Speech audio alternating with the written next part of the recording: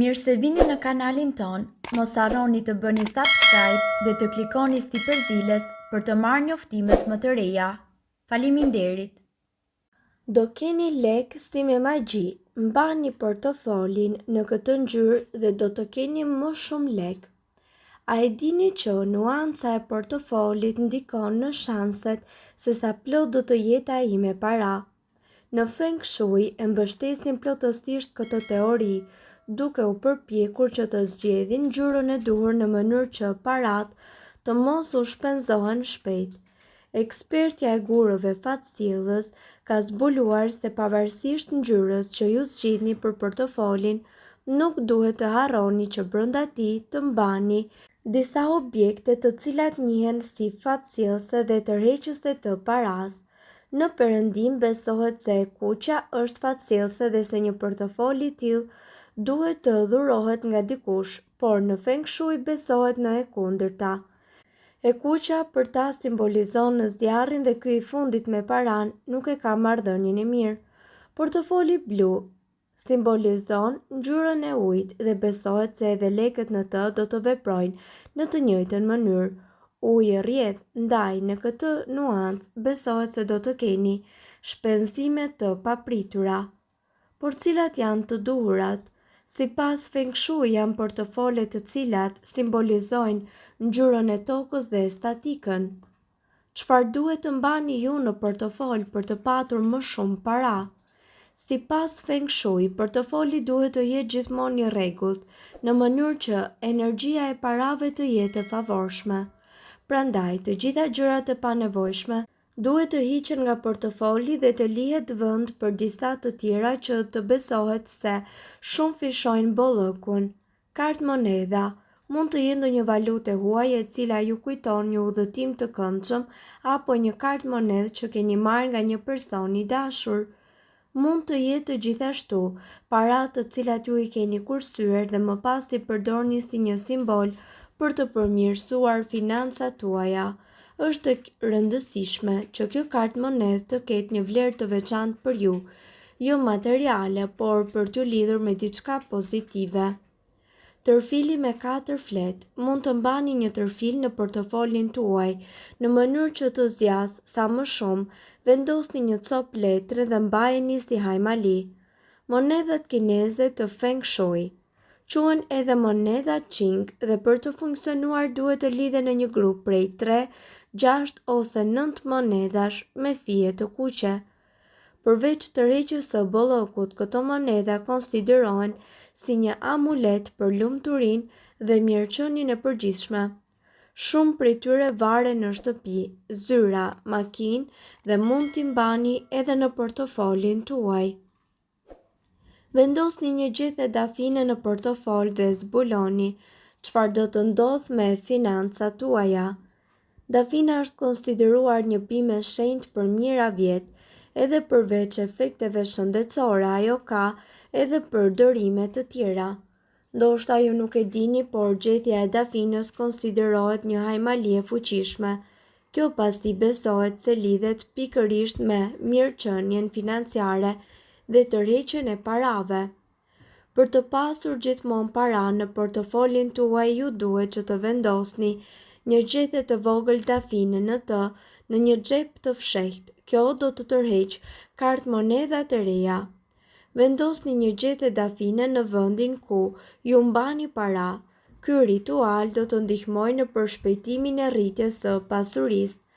Nëse do të shkoni në një takim tepër të rëndësishëm dhe veçanërisht në atë që ka të bëjë me financat tuaja, duhet të mbani në dorë ose në rastin më të keq në ditar një gjethe aromatike dafin. Do t'ju jap besim dhe njëkohësisht do t'ju sjellë edhe lumturi. Kur hëna është e re, shkruani një dëshirë në gjethen e dafinës dhe përpiquni që të mos e dëmtoni atë me atë rast. Vendoseni këtë flet në një vend të fshehur me para dhe kur hëna të jetë e plot, digjeni atë. Hidheni hirin jashtë dhe prisni që ëndrat tuaja të realizohen së shpejti. Kur të mbushet hëna, skuqeni gjethet e dafinës në një tigan me një zjarr të ulët, Për të rritur aromën, këshillohet që gjethet t'i spërkatni lehtë me vaj ulliri. Kur përmbajtja e tiganit të fillojë dhe të nuhas, fikeni sobën dhe lëreni erën që të hyjë në të gjitha dhomat tuaja. Për ditë ankoheni për parat, për portofolin i cili zbrazet sapo e keni marrë rrogën, shpenzimet janë të larta dhe të ardhurat janë njëkohësisht shumë të ulta. Por, a e keni menduar ndonjëherë që shumë gjëra kanë pikërisht lidhje me fatin? Mos e valle ka fajin ngjyra e portofolit që asnjë monedhë nuk dëshiron të qëndrojë brenda, që lekët tuaja bëhen me këmbë dhe sa futen ikin me vrap. Feng Shui ne na tregon për lidhjen që ekziston mes tij dhe portofolit dhe sidomos me ngjyrën e tij. Rritja e pasurisë dhe portofoli i ri. Ndryshimi i portofolit është një nga metodat për të rritur fatin në para. Pasuria banon më mirë në një portofol të ri sesa në një portofol të vjetër sipas Feng Shuit, kështu që mos prisni më, por blini një të ri. Forma, dizenjimi apo marka nuk kanë as pak rëndësi. Ngjyra e rekomanduar nga Feng Shui është ngjyrë ari e verdh, rozë e ndezur, e bardhë, e zezë dhe njëkohësisht bezh. Sidomos ngjyra e artë ka një fuqi të jashtëzakonshme për të tërhequr lekët në portofol. Këtu ka një sekret, kjo ngjyrë nuk rekomandohet as pak për ata të cilët luajnë lojra fati apo synojnë të bëhen të pasur shumë shpejt. Portofoli mund të mos jetë i gjithë i artë, por mjafton që të ketë një pjesë të tij të zbukuruar me këtë ngjyrë ose të ketë një hajmali. Gjithashtu, portofoli ngjyrë rozë e ndezur rekomandohet kryesisht për femra. Kjo ngjyrë pikërisht i bën në lekët që të shtohen, sidomos për të arritur pikë synimet që i bëjnë ëndrat tuaja të realizohen gjithmonë në zhvillimin tuaj ekonomik. Përveç kësaj, ajo përmirëson edhe marrëdhëniet me njerëzit, sjell fat në dashuri. Kjo gjë vlen edhe për rrobat, nëse keni veshur diçka në këtë ngjyrë, fati në dashuri do të rritet.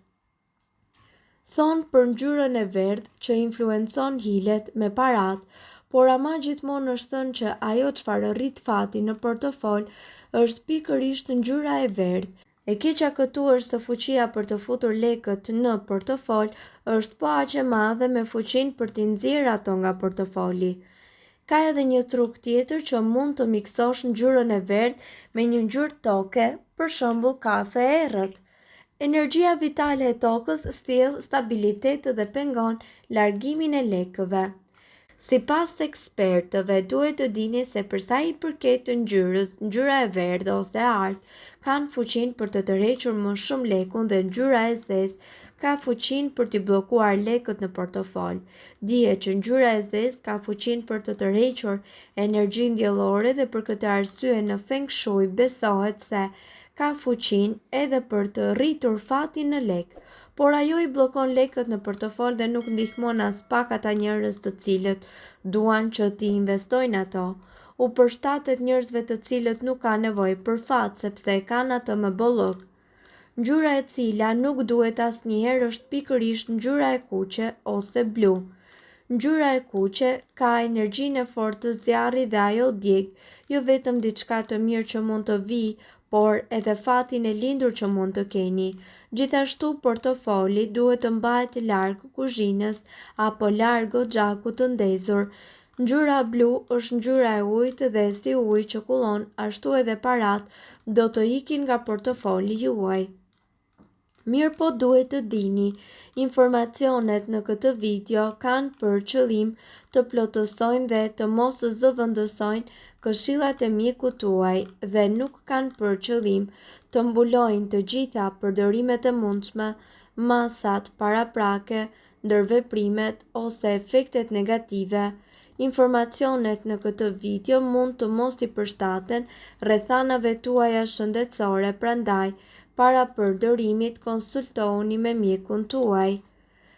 Nëse doni të dëgjoni video tona që ne postojmë çdo ditë, kliko subscribe. Ju ftojmë gjithashtu të bëni like në video tona, Nëse i keni dëgjuar dhe pëlqyer ato, faleminderit që e pat videon ton.